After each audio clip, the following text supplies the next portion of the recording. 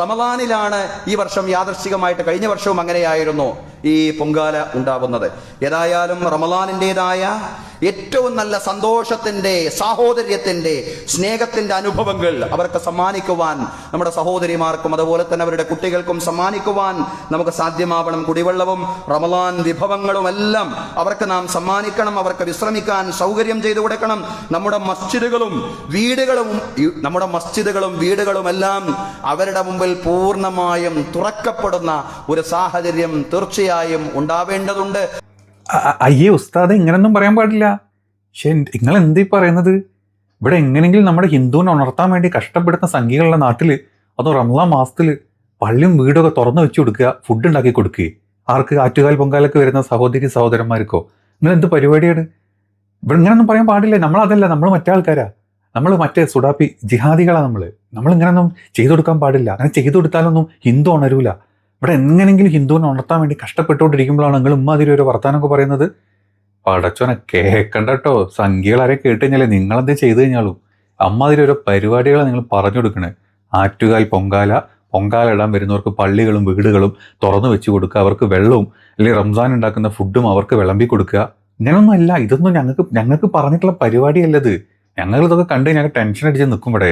ഇവിടെ എത്ര വിളിച്ചിട്ട് ഹിന്ദു ഉണരുന്നില്ല. എന്നിട്ടാണ് ഞങ്ങൾ ഓരോ കേരള സ്റ്റോറിയിൽ നിന്നും മറ്റോരോ സാധനങ്ങൾ എടുത്തിങ്ങനെ പൊളിച്ച് വിടുക. എന്നിട്ടും ഹിന്ദു ഉണരുന്നില്ല. ആകെ 4 സംഘികൾ ഉണരുക എന്നല്ലാണ്ട് ഹിന്ദു ഉണരാനുള്ള ഒരു പരിപാടി നടക്കാത്തപ്പോഴാണ് നിങ്ങൾ അതിലൊരു പ്രസംഗമായിട്ട് വരുന്നത്. വല്ലാത്ത മനുഷ്യനാട്ടോ. എന്നാലും ഇത് തിരുവനന്തപുരം പാളയം മസ്ജിദിലെ ഇമാമാണ് കേട്ടോ. അങ്ങോട്ട് പ്രസംഗിച്ചുകൂടെ, വെള്ളിയാഴ്ച പ്രസംഗിച്ചുകൂടെ. അങ്ങനെ ഇവിടെ നോമ്പിനൊന്നും ഇവിടെ എന്താ പറയുക, മുസ്ലിങ്ങൾ ഹിന്ദുക്കളെ അടുപ്പിക്കാത്ത സ്ഥലങ്ങളാണെന്നാണ് പറയുന്നത് സംഘികളെ. ഇവിടെ നോമ്പിന് ഹിന്ദുക്കൾക്ക് അല്ലെങ്കിൽ മുസ്ലിങ്ങൾക്കാണല്ലോ ഇവിടെ ഏറ്റവും കൂടുതൽ കടകളുള്ളത് അല്ലേ? ബിസിനസ്സും കാര്യം എന്ത് നോക്കുകയാണെങ്കിലും ഇവിടെ മുസ്ലിങ്ങൾക്കാണ് ഏറ്റവും കൂടുതൽ ഹോട്ടലുകളും റെസ്റ്റോറൻറ്റ്സും ഒക്കെ ഉള്ളത്.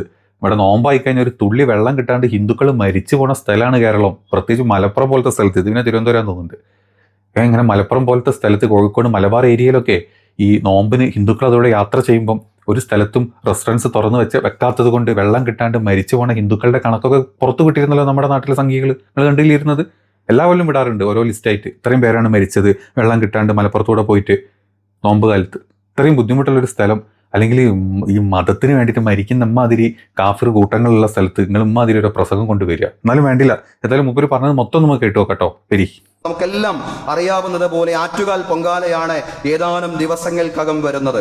വേറൊരു വിശ്വാസവുമായി ബന്ധപ്പെട്ടതാകയാൽ അതിൻ്റെ ആചാരങ്ങളിലും ചടങ്ങുകളിലും നമ്മൾ പങ്കാളികളല്ല. പക്ഷേ കുറേ സഹോദരിമാരും കുട്ടികളും തിരുവനന്തപുരം നഗരത്തിലേക്ക് അതിഥികളായിട്ട് എത്തുന്ന സന്ദർഭമാണ്.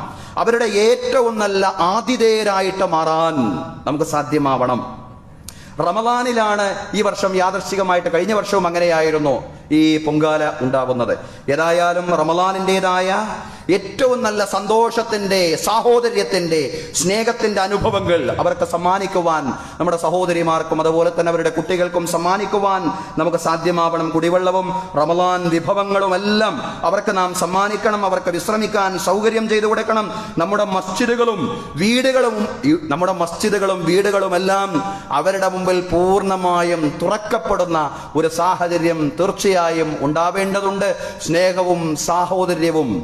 അതുകൊണ്ട് മാത്രമേ നമുക്ക് ലോകത്തും രാജ്യത്തും വളർന്നു വരുന്ന ഇസ്ലാമോഫോബിയയും വിദ്വേഷത്തെയും പ്രതിരോധിക്കാൻ സാധിക്കൂ എന്നുള്ള പൂർണ്ണമായിട്ടുള്ള ബോധ്യം നമുക്കുണ്ടാവണം സഹോദരങ്ങളെ.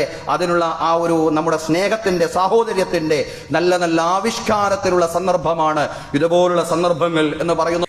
എന്താണെങ്കിലും ഉണർന്ന ഹിന്ദു ഉണർന്നിരിക്കട്ടെ. ഉറങ്ങിക്കിടക്കുന്ന ഹിന്ദുക്കളോടും മറ്റുള്ളവരോടും പറയട്ടെ, ഇങ്ങനെയാണ് മുസ്ലിങ്ങൾ പഠിച്ചിട്ടുള്ളതും പഠിപ്പിക്കുന്നതും.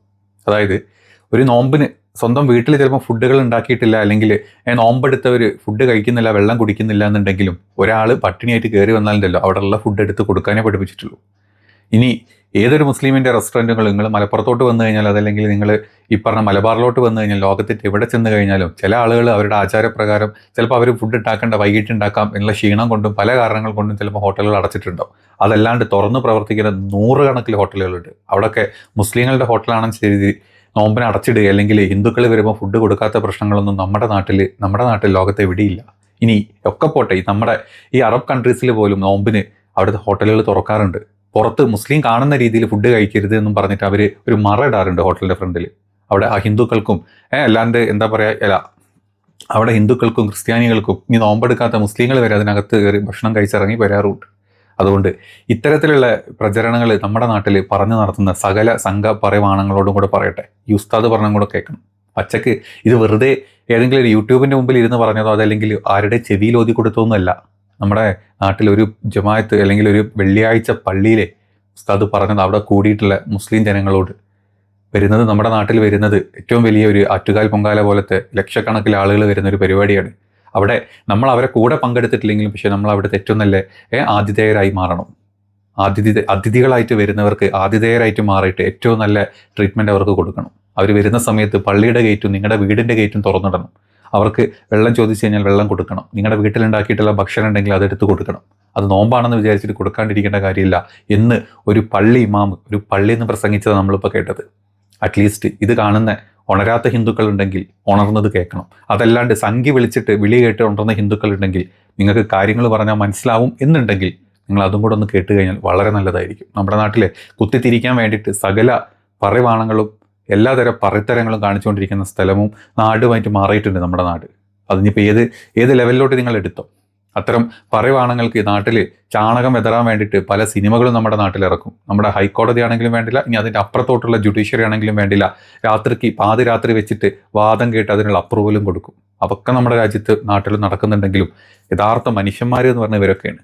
ഇത് കേട്ടിട്ട് അവിടെ ചെന്ന് അല്ലെങ്കിൽ ഈ സ്ഥലത്തോട്ട് ചെല്ലുന്ന സമയത്ത് വെള്ളം കൊടുത്തും അല്ലെങ്കിൽ ഭക്ഷണം കൊടുത്തും അത് സ്വീകരിച്ചും അതിൽ ഒരു മനസ്സമാധാനം കണ്ടെത്തുന്ന ആളുകൾ അല്ലെങ്കിൽ സന്തോഷം കണ്ടെത്തുന്ന ആളുകൾ, ഇതൊക്കെയുള്ള സ്ഥലമാണോ കേരളം? ഈ കേരളത്തിൽ നിൻ്റെയൊക്കെ വർഗീയവാദം കൊണ്ട് കുത്തിക്കയർത്താൻ നീയൊക്കെ നോക്കിക്കഴിഞ്ഞാൽ പറ്റില്ല എന്നും പറയുന്നില്ല. കാരണം ഒരുപാട് അത് പറ്റിയിട്ടുണ്ട്. ഇപ്പോൾ ഒരുപാട് സ്ഥലത്ത് നിങ്ങളൊക്കെ ഇത്തരത്തിലുള്ള വാദങ്ങൾ ഒരുപാട് കയറിപ്പോയിട്ടുണ്ട്. ഇനി ഇത് മാറ്റാനൊന്നും പറ്റില്ല. ഇനി മറ്റൊരു കാര്യം ഇതിൻ്റെ കൂടെ കണക്ട് ചെയ്ത് ഞാൻ ഇന്ന് കണ്ടതാണ്. നമ്മുടെ ശശികല ഇന്നിട്ടൊരു പോസ്റ്റാണ്.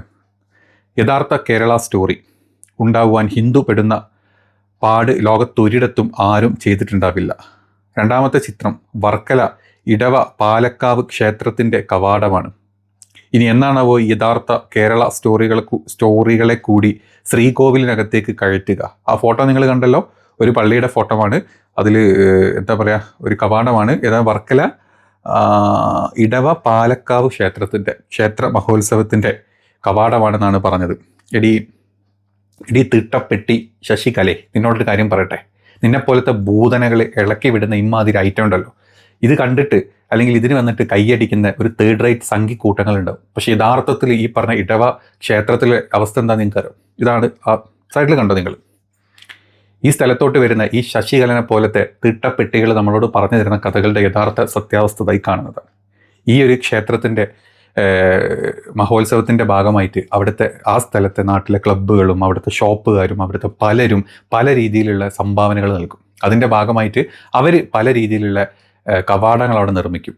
അതിൽ ഈ പറഞ്ഞ പള്ളിയുടെ കവാടമുണ്ട്, ചർച്ചിൻ്റെ കവാടമുണ്ട്, യേശു ക്രിസ്തുവിൻ്റെ കവാടമുണ്ട്, ബാലാഖയുടെ കവാടമുണ്ട്, ഖുർആൻ്റെ കവാടമുണ്ട്. അവിടെ ഈ പറഞ്ഞ ശിവൻ്റെയും വിഷ്ണുവിൻ്റെയും അതെല്ലാം നമ്മൾ ഈ കാണുന്ന സകല ഹിന്ദു ദൈവങ്ങളുടെയും പല പല കവാടങ്ങളുണ്ട്. അതാ നാടിൻ്റെ ഒരു സൗന്ദര്യമാണ്. അതല്ലാണ്ട് ഒരു ക്ഷേത്രത്തിന് അല്ലെങ്കിൽ ക്ഷേത്ര മഹോത്സവത്തിന് മുസ്ലിങ്ങൾ തീർത്തൊരു കവാടം വെച്ചിട്ട് അവിടെ ക്ഷേത്ര മഹോത്സവം നടത്തിയിട്ടില്ല. ഇതുപോലത്തെ 10ഉം 100ഉം കവാടങ്ങൾ ഉണ്ടാക്കി അവിടുത്തെ ആളുകൾ അങ്ങോട്ട് ക്ഷണിച്ച് അല്ലെങ്കിൽ അവിടുത്തെ ആളുകൾ അവിടെ വന്ന് ആ ക്ഷേത്രം അല്ലെങ്കിൽ ആ ക്ഷേത്രത്തിൻ്റെ മഹോത്സവം ഒരു മഹാമാമാങ്കമായിട്ട് നടത്തുന്നുണ്ട്. നിന്നെപ്പോലത്തെ വിഷങ്ങളുടെ ഇത്തരത്തിലുള്ള നീ അപ്പുറത്തുള്ളൊന്നും എടുത്തില്ല, നീ അത് മാത്രം എടുത്തിട്ട് 4 ഹിന്ദുവിനെ അങ്ങനെ ഉണർത്താൻ നോക്കിയിട്ടുണ്ടെങ്കിൽ ഇടി തിട്ടപ്പെട്ടി നീയൊക്കെ ഉണ്ടല്ലോ, ചാവുന്ന നേരത്ത് ഒരു തുള്ളി വെള്ളം കിട്ടാണ്ട് കണ്ടവൻ നിൻ്റെ വായിൽ മൂത്രം ഒഴിച്ച് ചിലപ്പോൾ അത് കിട്ടി നീ ചാവേണ്ടി വരും. അത്രക്ക് വിഷം തീണ്ടിയിട്ടുള്ളൊരു സാധനമാണ് നീ നിൻ്റെ വയറ്റിലെ അല്ലെങ്കിൽ നിൻ്റെ നാവിലെ ഈ തിട്ട വിഷം ബാക്കിയുള്ള ആൾക്കാരുടെ മേൽ കുത്തിവെക്കാൻ നോക്കിയാലുണ്ടല്ലോ, ഇതുപോലത്തെ സത്യങ്ങൾ അറിയുന്ന ആൾക്കാർ അത് തിരിച്ചറിയുക ചെയ്യും. ഇതാണ് ഇവളെപ്പോലത്തെ ആളുകളൊന്ന് സൂക്ഷിച്ചു വെച്ചോ. നിങ്ങളെ തെറ്റിദ്ധരിപ്പിക്കുന്നതിൻ്റെ അവസ്ഥൻ്റെ യഥാർത്ഥ സത്യാവസ്ഥയാണ് ഇപ്പം നിങ്ങൾ കാണിച്ചു തരുന്നത്. അതുപോലത്തെ ഇതുപോലത്തെ തിട്ടപ്പെട്ടികളെ അല്ലെങ്കിൽ നായിക്കാട്ടങ്ങളെ അങ്ങോട്ട് മാറ്റി നിർത്തുക. അല്ലാത്ത ആളുകൾ വരട്ടെ, മുന്നോട്ട് സംസാരിക്കട്ടെ, കാര്യങ്ങൾ പറയട്ടെ. കഷ്ടം. അപ്പം നമ്മൾ തുടക്കത്തിൽ പറഞ്ഞ പോലെ ഉസ്താദിന് ഒരു വലിയ ഒരു വലിയ നന്ദി പറയണം. ഇത്തരത്തിലുള്ള പ്രസംഗങ്ങൾ ഇങ്ങനെ പറയുന്ന സമയത്ത് അത് പുറത്തോട്ട് വന്ന ആളുകൾക്ക് അത് മനസ്സിലാക്കാനുള്ള ഒരു അവസ്ഥ നമ്മുടെ നാട്ടിൽ ഉണ്ടാക്കുക എന്നുള്ളതാണ് ഏറ്റവും വലുത്. ഇതിലൊന്നും പെടാണ്ട് ഞാൻ പറഞ്ഞ പോലെ ഈ പറഞ്ഞ സംഘികളുടെ സംഘികൾ വിളിച്ചുണർത്തുമ്പം ഉണരാണ്ടിരിക്കുക. നിങ്ങളിപ്പോൾ എങ്ങനെയാണോ അങ്ങനെ പോവുക, നമ്മൾ എങ്ങനെയാണോ അങ്ങനെ പോവുക. ഈ നാട്ടിലെ ഹിന്ദുവും മുസ്ലിമും ക്രിസ്ത്യനും നല്ല രീതിയിൽ മുന്നോട്ട് പോവുക. ഒരു തരത്തിലുള്ള സംഘികളുടെ ഒരു തരത്തിലുള്ള വീടുകളും കേൾക്കാണ്ടിരിക്കുക. സംഘികളെ മാറ്റി നിർത്തിക്കൊള്ളുക. സംഘപരിവാണങ്ങളെ മാറ്റി നിർത്തി കഴിഞ്ഞാൽ കേരളം പണ്ട് എങ്ങനെയിനോ അതങ്ങനെ തന്നെ പോവും. ഇപ്പം മാറിക്കൊണ്ടിരിക്കുന്ന കേരളം അത്തരത്തിൽ മാറാൻ നിൽക്കരുത്, നിർത്തരുത്, അതിനെ സമ്മതിക്കരുത്. ഇവളെ പോലത്തെ തിട്ടപ്പെട്ടികളിലല്ല അതിൻ്റെ അപ്പുറത്തുമെന്ന് പറയും. സത്യാവസ്ഥ എന്താണെന്ന് മനസ്സിലാക്കിയിട്ട് മാത്രം പ്രതികരിക്കുക. കാരണം ആ പോസ്റ്റിൻ്റെ താഴത്ത് സത്യമാണ് ഇത്, ഹിന്ദു എങ്ങോട്ടാണ് പോകുന്നത്, ഹിന്ദുക്കൾ ഇങ്ങനെയാണോ, ഹിന്ദുവിൻ്റെ അവസ്ഥ എന്താണെന്ന് ചോദിച്ച് പലരും പോസ്റ്റ് കമൻ്റ് ഇട്ടു. ഇതാണ് യഥാർത്ഥ അതിൻ്റെ അവിടുത്തെ ഈ പറഞ്ഞ ഇടവ ക്ഷേത്രത്തിൻ്റെ അവസ്ഥ എന്ന് പറഞ്ഞ ഇതാണ് മനസ്സിലാക്കുക. എന്നിട്ട് പ്രതികരിക്കുക പ്ലീസ്.